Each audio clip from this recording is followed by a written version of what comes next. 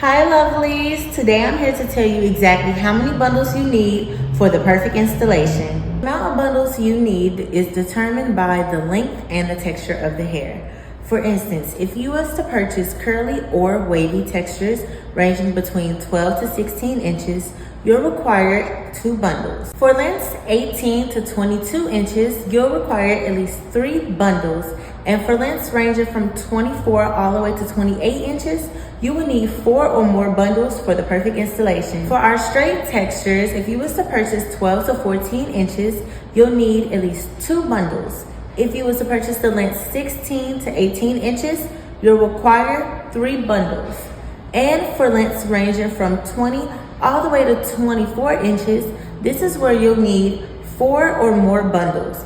And of course, going any longer from 26 all the way to 30, you'll need 5 or more bundles. And to achieve that full, polished, and overall look, we recommend pairing this with one of our HD lace closures or one of our HD lace frontals. So please stop by your Dallas retail location or shop at yummyextensions.com to get yours now. We hope to see you soon.